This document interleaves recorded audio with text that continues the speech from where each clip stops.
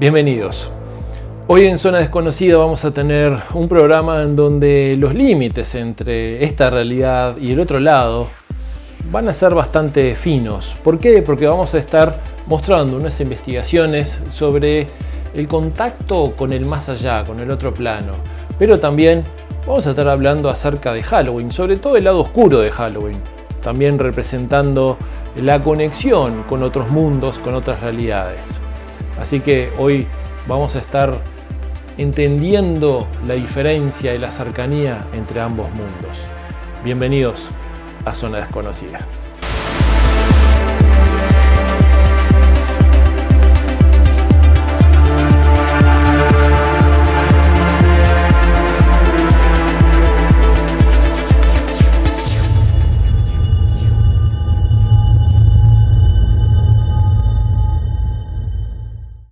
Bueno, vamos a ver este informe, esta investigación acerca de el otro mundo, el otro plano. Hay muchas personas que dicen contactarse con otros mundos, con otras realidades, con personas que ya no están. Pero, ¿qué es el más allá? ¿De qué se trata? ¿Qué hay inclusive del otro lado? Y es más, ¿podemos contactarnos? ¿Podemos establecer algún tipo de comunicación? Vamos a ver este informe. En la vasta gama de misterios que la humanidad ha explorado a lo largo de la historia, pocos son tan intrigantes como el concepto del más allá o el mundo de los muertos. En diversas culturas y religiones se han tejido relatos, mitos y creencias en torno a lo que sucede después de la vida terrenal. En este informe nos aventuramos en la búsqueda de respuestas y descubrimos un enigma que persiste a lo largo del tiempo. Desde el antiguo Egipto, donde los faraones eran enterrados con tesoros para su viaje al más allá, hasta las más complejas ideas del inframundo en la mitología griega, la humanidad ha sentido una profunda necesidad de comprender qué nos aguarda tras el umbral de la muerte. En las religiones monoteístas como el cristianismo, el judaísmo, el islam, el más allá es un lugar de juicio divino y recompensa o castigo eterno. Por otro lado, en la religión hindú se cree en el ciclo de reencarnación, donde las almas pasan a través de vidas sucesivas. La ciencia ha intentado desentrañar el misterio del más allá a través de la investigación de experiencias cercanas a la muerte y la exploración de la conciencia. Algunos científicos y prácticamente todos los místicos sugieren que nuestras mentes podrían continuar existiendo en forma diferente después de la muerte a través de la permanencia de la conciencia. Así es algo que es muy difícil de prever. Es muy difícil de prever. Es lo que nos hace que el método científico no se pueda aplicar, porque en mismas situaciones no se consiguen los mismos resultados. Germán de Argumosa, lo vuelvo a citar, pero es que es un referente. Dice, esto nos lleva a pensar si es el objeto el que determina el método de investigación o el método el que determina el objeto. ¿Es el método científico el indicado para investigar y dar conclusiones respecto a esta temática que existe, que está acreditado, que es indudable que estos fenómenos ocurren?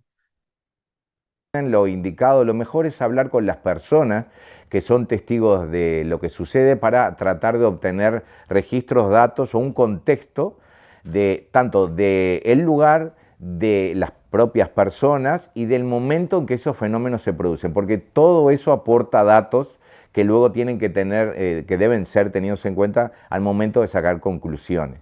Lo que pasa es que en estos fenómenos muchas veces empiezan a suceder o a acontecer cuando en ese sitio aparece o hay algún antecedente trágico, algún tipo de muerte, o recientemente ha habido un fallecimiento de alguien o algún hecho luctuoso. Entonces pareciera que está vinculada la actividad a eso. Pero en definitiva, al momento de acercarnos para la investigación, tenemos que apartarnos de esa premisa para estar libres de contaminación. No podemos definir que tal entidad provoca tal efecto.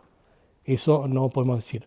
Porque podemos estar en un lugar con muchísimos aparatos y que no se active ninguno, o en otro lugar que se activen todos los aparatos. Entonces, o sea, ¿en qué va la fuerza o la determinación para activar un equipo u otro? No te lo puedo decir. El fenómeno, como dice un amigo en común, existe y los aparatos se activan. Se activan por ese fenómeno, se activan por nosotros mismos, pero hay respuestas inteligentes. Bueno, es interesante cómo hay tanta actividad entre tantas personas que contactan o que creen contactar al menos con otros mundos, ¿no? Hay mucho interés en ese tema. Pero también vamos a ver una segunda parte de esta investigación, sobre todo en donde vemos cómo es que podemos contactar con esos seres o con nuestros mundos, otros planos. En qué consiste también, inclusive, la investigación paranormal para establecer este tipo de contactos. Porque hay un grupo de especialistas, los cuales vamos a escuchar, que han encontrado mecanismos y han desarrollado metodologías y hasta aparatología para poder contactar con ese mundo. Vamos a verlo. A pesar de los siglos de indagación, el mundo de los muertos sigue siendo uno de los mayores misterios de la humanidad.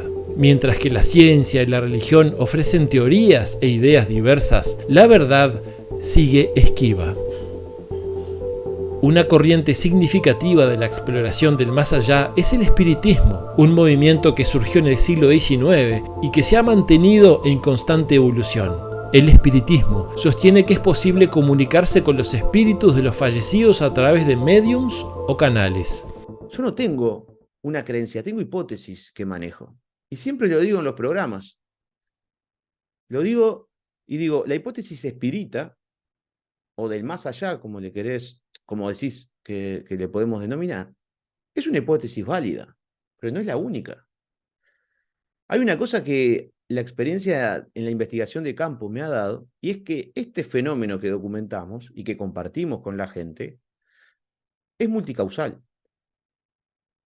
Para mí, yo no soy negador, yo no puedo decir que no son espíritus o energías las que interfieren los equipos y los activan. No lo puedo negar, tampoco lo puedo afirmar. Porque en realidad no tenemos el conocimiento exacto qué fuerza exacta hace activar los aparatos. Sí sabemos que hay una variación de un campo electromagnético que lo activa. Sí sabemos que hay un efecto de capacitancia o capacitivo que también activa. Entonces, ¿qué más lo activa? No sé. El espiritismo también tuvo un impacto en la literatura y la cultura popular. Hoy en día, el espiritismo sigue siendo practicado por miles de personas en todo el mundo. Si bien no todos sus seguidores afirman que las comunicaciones con el más allá son reales, el espiritismo ha dejado una marca indeleble en la relación entre el mundo de los vivos y los muertos. En el ámbito de lo paranormal, se han realizado investigaciones en búsqueda de evidencia de la vida después de la muerte, casos de fenómenos inexplicables, comunicación con espíritus y psíquicos. Han intentado contactar con otros planos con diverso éxito. Muchas veces decimos que depende de quién vaya a investigar el tipo de manifestaciones que vamos a obtener.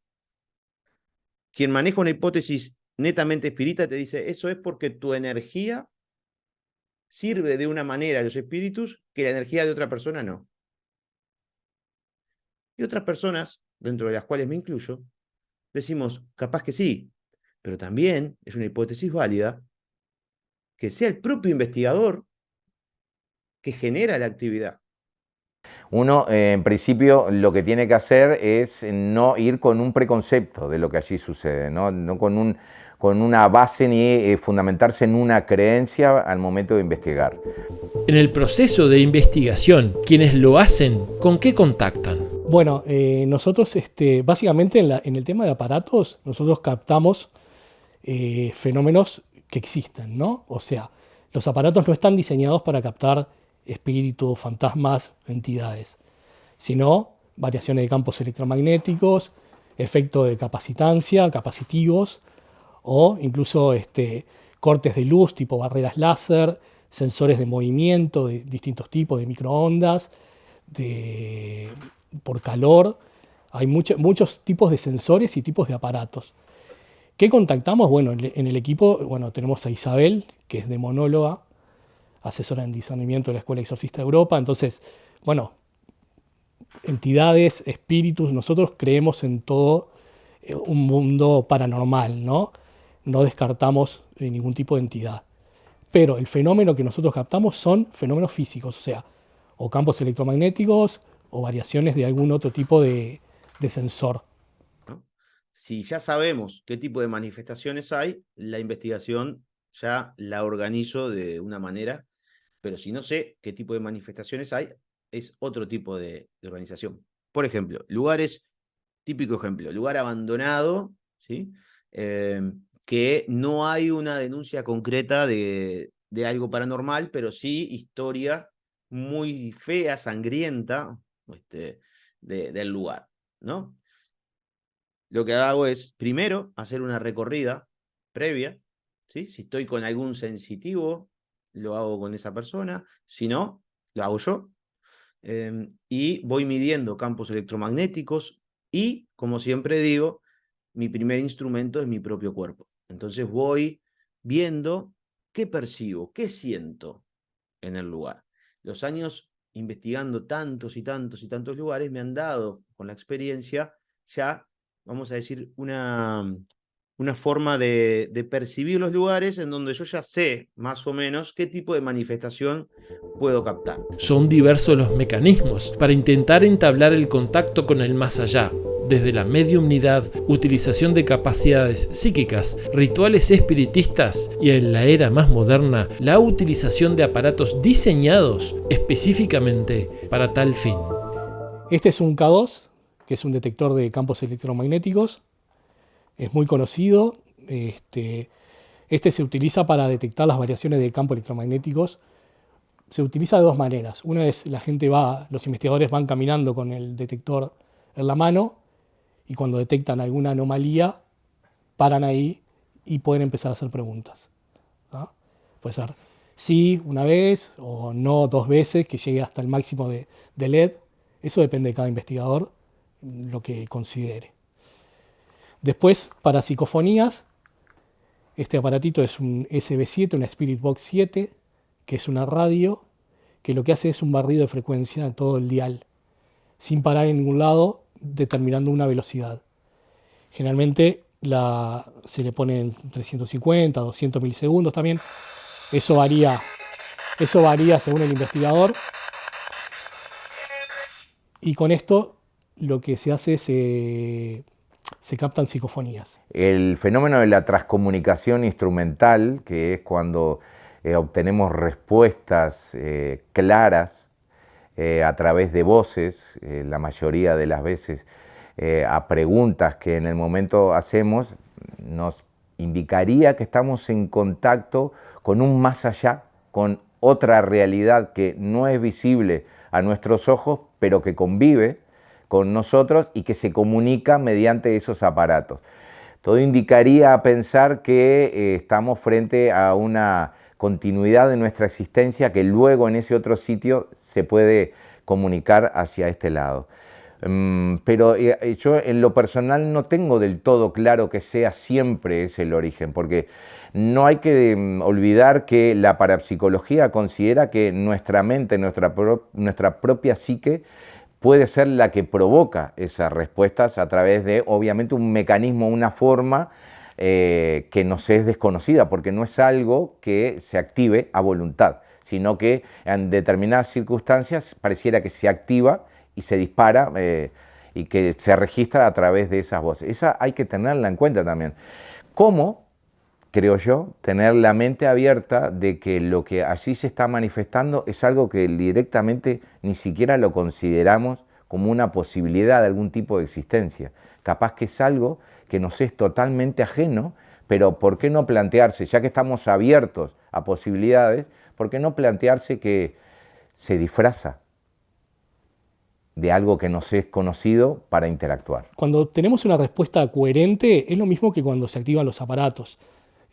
Buscamos siempre la coherencia en lo que estamos haciendo y en lo que preguntamos o en donde estamos.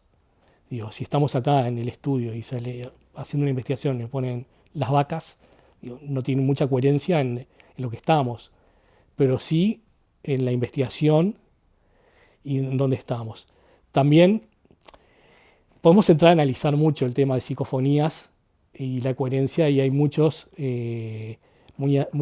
líneas de pensamiento sobre de dónde vienen y si uno escucha lo que quiere escuchar o realmente son voces reales.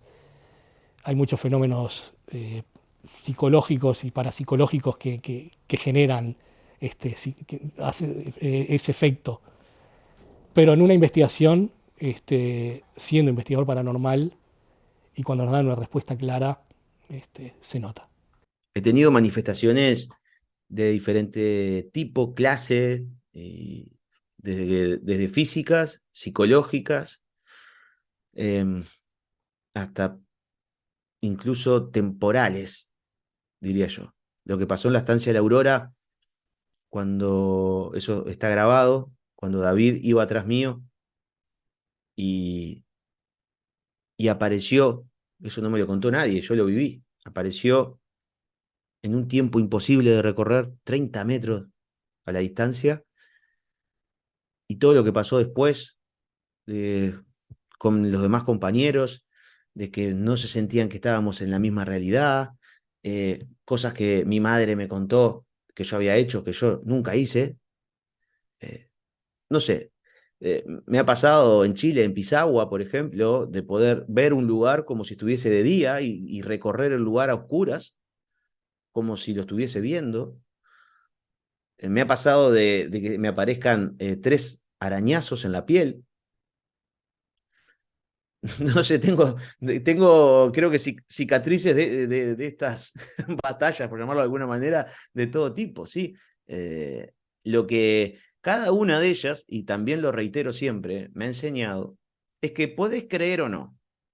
Podés ir con la intención de reírte de lo que quieras reírte. Lo que vos quieras. Lo que yo te recomiendo es que lo tomes con respeto. Que tengas cuidado. Que no banalices este tipo de fenómenos. Porque mucha gente lo ha hecho y ha terminado muy mal.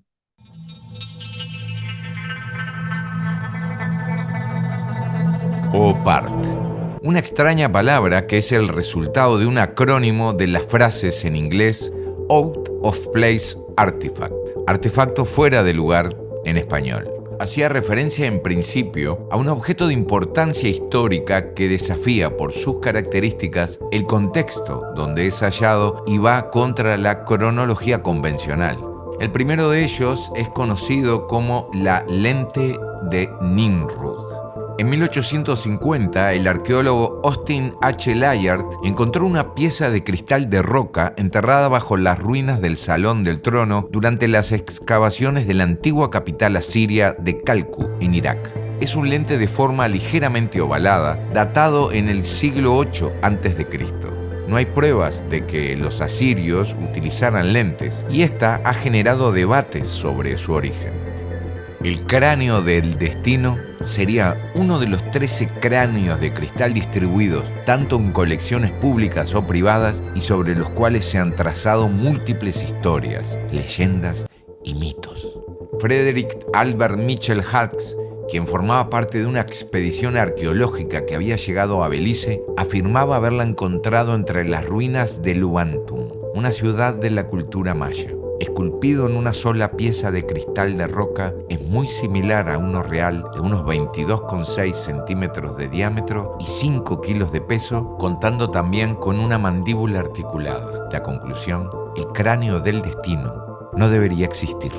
No hallaron rastros de que hubiese sido esculpida usando instrumentos de metal ni nada similar. Encontraron que en su interior contiene un prisma bien formado, tiene túneles para que pase la luz y un dato más: las cuencas de los ojos albergan lentes cóncavos, de tal manera que, si se ilumina por debajo, se enciende como si estuviera ardiendo. Analizada luego por el Museo Británico, este misterioso objeto se mantiene envuelto en su secreto. Nadie hasta hoy sabe cómo fue hecho.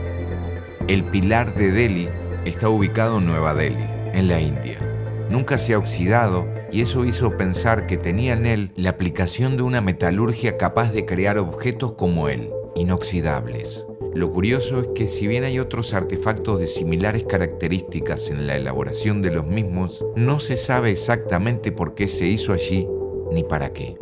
No todas las inscripciones que se hallan en él han sido traducidas, y lo llamativo es que a partir del estudio del 2002 se desarrolló un producto para evitar la oxidación del hierro. Del pasado llegó una fórmula para el futuro. Mecanismo de antiquitera. 82 fragmentos recuperados dieron forma a una serie de engranajes que conformaban un mecanismo nunca visto antes en el contexto de la civilización helénica. Mediante técnicas de reconstrucción de imagen, se logró determinar que una manivela hacía girar unas ruedas dentadas que encajaban perfectamente entre sí y que éstas movían unos punteros hacia unas inscripciones. Y todo esto en una caja de madera de aproximadamente 30 centímetros de alto. Estas inscripciones indicaban la posición del Sol, la Luna y los planetas. También mostraba las fases de la Luna, y no solo eso, sino que también, con mucho tiempo de antelación, predecía los eclipses solares y lunares. Tan desarrollado era su mecanismo que se encontró que podía replicar el patrón de movimiento de la Luna. Y no solo eso, sino que a cada paso que se profundizaba, más elementos aparecían y deslumbraban. En la parte frontal tenía un sistema planetario, con la Tierra en el centro y 5 planetas girando a su alrededor. Es, expresándolo de una manera clara y sin que queden dudas, sencillamente la primera vez que la raza humana creó una computadora.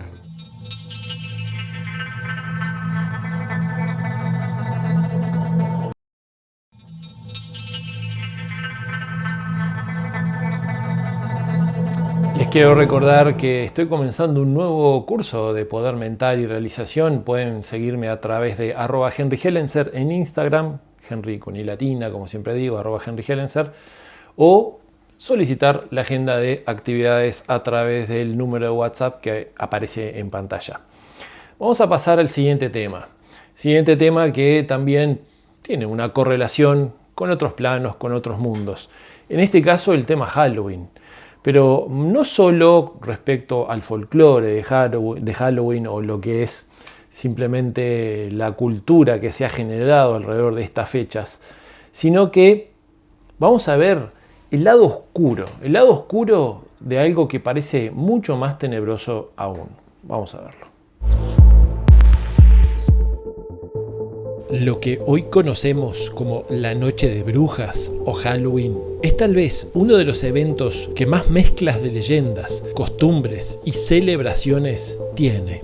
Halloween es relativamente nuevo en estos lados del continente, tendrá unos 15, 10 años, y tiene una gran influencia por el cine, la cultura pop y también por el arte. El hecho de agarrar y transformar Halloween en la Noche de Brujas, por decirlo de una manera, eso se da así pasado los años 20. En los años 20 comienza toda una carrera por armar festividades que se pueda producir y vender. Esto es bien inmerso en un mundo globalizado donde el mercado tiene mucha influencia. En este periodo de tiempo teníamos muchas películas, pero de gran porte, como Nosferatu, El Hombre Lobo, La Momia, que después, si ustedes se fijan en la historia del cine, hacen películas en conjunto. Drácula junto con El Hombre Lobo, Drácula con Frankenstein, y eso tiene como un auge enorme. Entonces, para poder fortalecer esa empresa en crecimiento que era el cine de terror, se instala Halloween con la venta de las máscaras de esos personajes de cine y se empieza a decorar como algo macabro, algo paranormal, si bien sabemos que en periodos medievales o más cerca del siglo XIX, sí se creía que en ese periodo de tiempo los espíritus deambulaban en la calle junto con los mortales, por lo menos tenían esa noche para poder resolver aquellas cosas que no les permitían descansar y ascender al cielo. Originalmente se celebraba desde hace miles de años por los celtas, un pueblo guerrero originario de Asia y que habitaba zonas de Irlanda, Inglaterra, Escocia y Francia. Muchas veces estas festividades que a veces nos llegan como algo pagano, algo misterioso, con el concepto de que se hacía, es una fiesta celta para celebrar la cosecha. El hecho de pensar que la cosecha se hace un 31 de octubre en el norte no nos permite darnos cuenta que no es el ingreso del calor, sino que es el ingreso del frío. Estamos casi a finales del otoño, por lo tanto no hay cosecha que levantar en ese periodo. Por lo tanto, muchas veces esos mitos son generados para poder producir una venta mayor o que se apegue al hecho. Y el concepto del paganismo que se extrae de Halloween es porque los colonos que llegan a Estados Unidos eran protestantes. Entonces no consideraban que una fiesta que involucrara santos, que involucrara ángeles o cualquier imagen del cristianismo fuese real. Entonces lo tomaban como paganos. Por eso es cuando caen los escoceses y los irlandeses a final de siglo, que vienen a participar de la Guerra Civil Norteamericana como voluntarios obligados, instalan parte de su cultura en el campo, que es una lucha entre los católicos tradicionales y los católicos protestantes.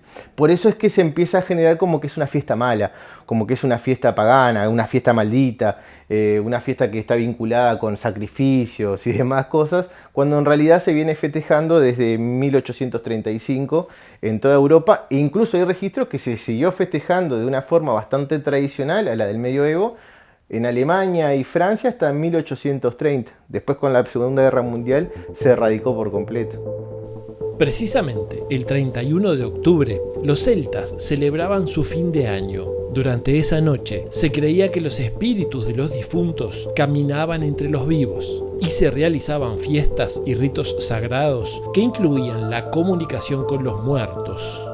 Además, era habitual colocar una vela encendida en las ventanas para que los muertos encontrasen su camino. Se creía también que en esos días los demonios podían pasar a nuestro plano y atormentar a los vivos. Para ahuyentar a estos malos espíritus, los celtas se vestían con cabezas y pieles de animales, lo que dio origen a la costumbre de disfrazarse. El concepto de disfrazarse proviene del medioevo, es el mumming, que se aplicaba a varias fiestas durante todo el periodo de la época medieval, entrando hasta el gótico, y era el hecho de que las personas se podían disfrazar. Lo que pasa en Halloween es que la víspera de Halloween se creía que las almas en penas, las almas condenadas que no podían ascender al cielo, o que querían cobrar venganza de aquellos que le habían hecho daño, o tenían alguna cosa que no habían resuelto en su vida, podían deambular en esa noche entre los vivos. Esto les permitía cobrar venganza. Entonces, lo que se hace es se le da un permiso para esa festividad de que las personas se puedan disfrazar de diferentes santos o de diferentes personajes para esquivar la venganza de los espíritus o los fantasmas que estaban en la calle. La llegada de los romanos suplió la conmemoración con una celebración propia conocida como Feralia, pero que también rendía culto a los muertos. El catolicismo agregó la celebración del Día de los Difuntos y la de Todos los Santos, la que terminó por dar nombre a lo que hoy conocemos como Halloween.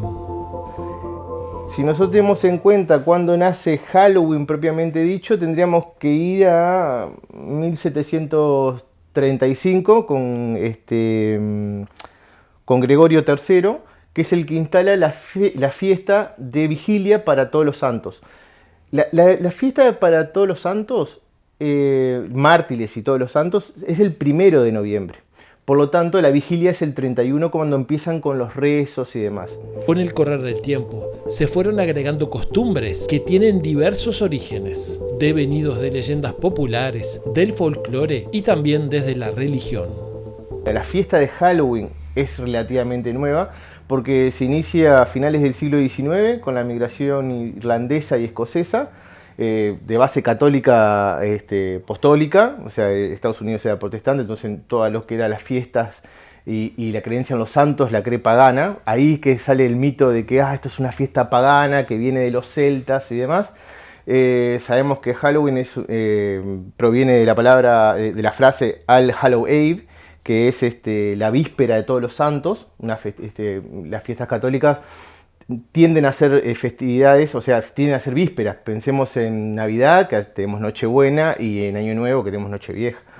Entonces, esto es una víspera que se hacía habitualmente y viene de bastante lejos. En realidad, como fiesta cristiana debía estar instalado desde antes. Lo que pasa es que no tenemos esa magia de color, de caramelos, de disfraces, porque eso se instala al principio del siglo XX, de la misma forma que una marca de bebidas le puso el traje rojo a San Nicolás. El cine de terror, que era en ese periodo de tiempo un auge, o sea, tenemos las primeras películas de Nosferatu, de Frankenstein, toma Halloween como referencia publicitaria y empieza a generar una festividad masiva, ¿sí? Y cambia algunas reglas, deja de ser algo netamente religioso y pasa a ser algo folclórico, como una especie de tradición, la cual empieza a adquirir características que son de relatos populares o leyendas urbanas y automáticamente se instalan como propias. La calabaza es propiamente norteamericana, de Estados Unidos, ¿sí? ¿Por qué? Porque la leyenda habla de el viejo Jack. Es una leyenda irlandesa. El viejo Jack fue la persona que pudo engañar al diablo y encerrarlo en un saco junto con una cruz. Y el hecho de estar en un saco con una cruz no podía permitirle al diablo escapar. El diablo lo vino a buscar para llevarse al infierno porque el viejo Jack era un malhechor, un ladrón, un rufián. Y lo que sí se ponen de acuerdo todas las anécdotas, leyendas o historias, porque vieron que lo que es el folclore, las leyendas van cambiando con el correr del tiempo según el antojo del narrador. Pero la que todas se ponen de acuerdo es que Jack encierra al diablo en ese saco y le hace un trato. Le dice, mira, yo te voy a soltar, te voy a dejar libre, pero tú nunca me vas a poder llevar al infierno. Genial, le dice el diablo. Sale, hacen el trato y ya con el correr de los años, como cualquier otro humano, muere. Pero, como había sido una persona mala, no puede adentrar el cielo. Y por el pacto que tiene con el diablo, no puede entrar al infierno. Por lo tanto, queda deambulando por la isla de Irlanda, preso de la oscuridad. Lo que hace es, comienza a tallar un nabo. En esa época había nabos muy grandes. Y empiezan a tallar un nabo y hace como una cara, su cara, y le pone una vela. Y esa vela es con la que él se va alumbrando el camino hasta poder encontrar un lugar donde descansar. A finales del siglo XVIII y principios del siglo XIX, el nabo se tallaba en Irlanda y en Escocia y se colocaba una vela y se ponían las ventanas. Esta era la cara de Jack y evitaba que los malos espíritus y que el diablo ingresaran a la casa en la noche previa a la de Todos los Santos. Hemos dejado claro el origen de la celebración de Halloween, pero una de las cosas que no sabemos es todo lo que ocurre a nivel material y espiritual durante estas fechas. Se trata de una época de mucha actividad ocultista y ritual. Los más audaces visitan casas encantadas, otros ven películas de terror y otros inclusive visitan a medianoche cementerios o hacen reuniones espiritistas con la intención de contactar con los espíritus de los muertos. Pero sin embargo, si repasamos, encontramos algunos datos inquietantes. Cada año se incrementa más el satanismo dentro de esta celebración. En Inglaterra se realizan sacrificios honrando a demonios, eligen la reina de las brujas en las iglesias de magia negra y la elegida obtiene fama, fortuna y poderes psíquicos. Algunos datos indican que en los Estados Unidos el 50% de los desaparecidos cerca de estas fechas se conectan con el satanismo. Muchos centros satanistas salen en busca de víctimas, las cuales después usarán en sus ritos. Esto incluye gatos negros, diversos animales, personas adultas y hasta niños. Se trata de una de las fechas en que más descontrol ciudadano se da en Estados Unidos. Prolifera el vandalismo, los crímenes, los robos, los accidentes y hasta el envenenamiento con golosinas fraguadas. Si bien el aumento de interés por el ocultismo es evidente en esta fecha, los verdaderos místicos suspenden sus actividades hasta pasado el 3 de noviembre. Conocedores de las verdaderas fuerzas que se mueven, tratan de evitar ser afectados por las fuertes energías negativas reinantes. Lo mismo pasa con los honestos tarotistas, psíquicos y lectores de registros akáshicos. Suspenden sus actividades para evitar aconsejar mal al consultante.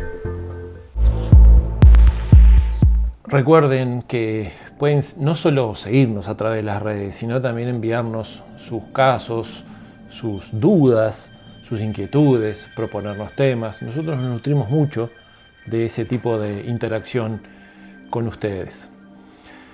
Hoy estuvimos viendo varios casos de contactos con el más allá, de otros planos, de la existencia, de la necesidad que nosotros tenemos de contactar muchas veces.